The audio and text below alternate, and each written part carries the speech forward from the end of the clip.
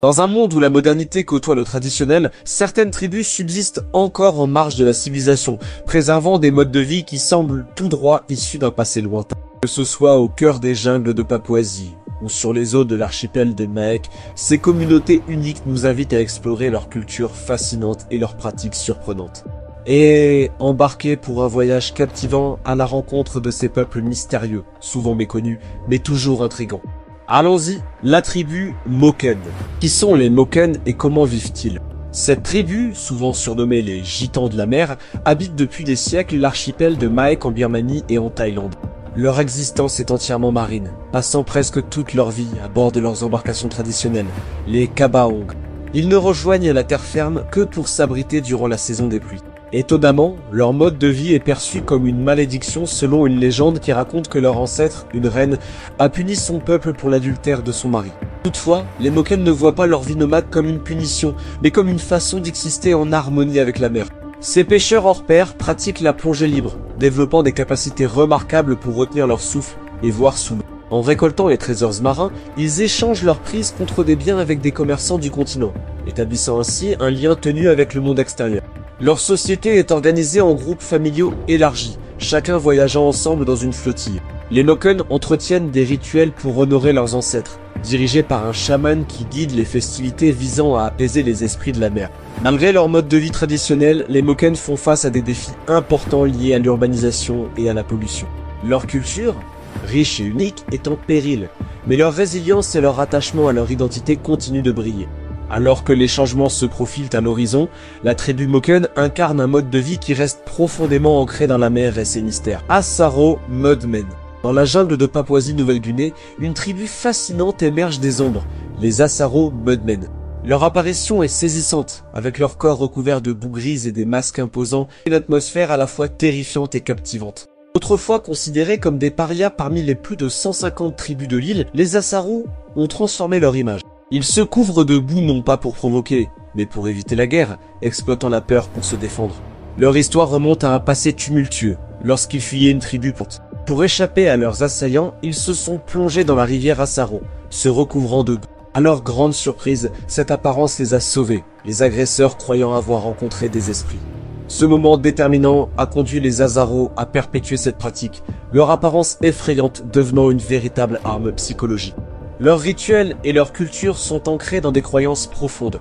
Ils pensent que générer de la peur est un moyen d'éviter les conflits. Armés de flèches et de lances, ils se déplacent silencieusement dans la jungle, observant leur environnement avec une vigilance constante. Bien que leur réputation de guerriers redoutables les précède, leur véritable force réside dans leur capacité à se défendre sans recourir à la violence. Aujourd'hui, les Asaro Mudmen sont devenus une attraction pour les voyageurs, fascinés par leur histoire unique et leur mode de vie.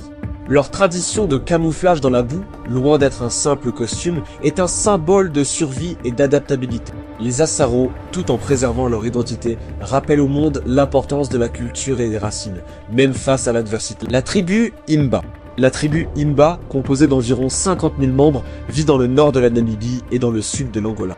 Réputés pour leur esthétique unique et leur attachement aux traditions, les Imba se distinguent par leurs femmes, qui portent des ornements élaborés et un mélange de graisse animale et d'ocre, leur donnant une teinte rougeâtre. Leur mode de vie est profondément ancré dans l'élevage, et ils habitent des huttes en bois autour d'un feu ancestral sacré. Historiquement, les Imba ont évité le contact avec le monde moderne, préservant leur existence paisible d'éleveurs de bovins. Ce n'est qu'au XXe siècle qu'ils ont commencé à interagir avec des expéditions européennes. Leur système matrimonial est singulier, les hommes étant souvent mariés à plusieurs femmes. Les jeunes filles sont généralement unies à des partenaires choisis par leur père dès la puberté, tandis que les garçons sont circoncis et considérés comme adultes dès le mariage. Leur culture repose sur l'importance du bétail, non seulement comme source de revenus, mais aussi comme un lien sacré avec leur créateur. La consommation de viande et de lait est considérée comme une pratique sacrée, et les transactions de bétail sont essentielles pour établir des alliances familiales. Cependant, la position des femmes dans cette société est complexe. Elles ne sont pas considérées comme des femmes à part entière tant qu'elles n'ont pas enfanté. Les Imba, tout en intégrant certaines influences modernes, demeurent fiers de leur héritage culturel.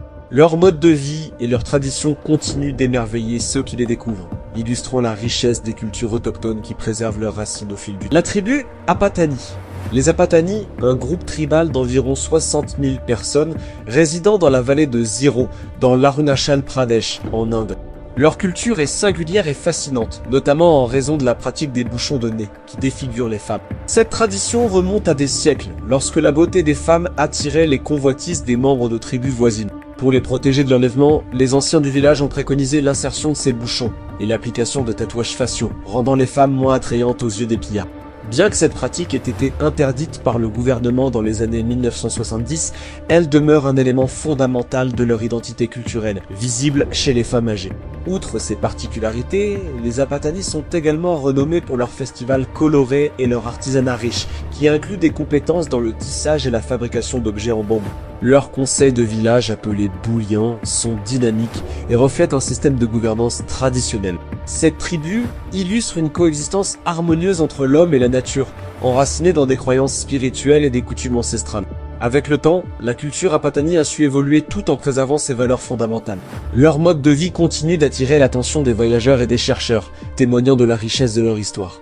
En dépit des changements contemporains, l'esprit de la tribu Apatani perdure, offrant un aperçu précieux de la diversité culturelle de l'Inde. Ce peuple, tout en restant ancré dans ses traditions, navigue entre modernité et héritage, préservant ainsi l'essence de son identité unique. La tribu Brokpa.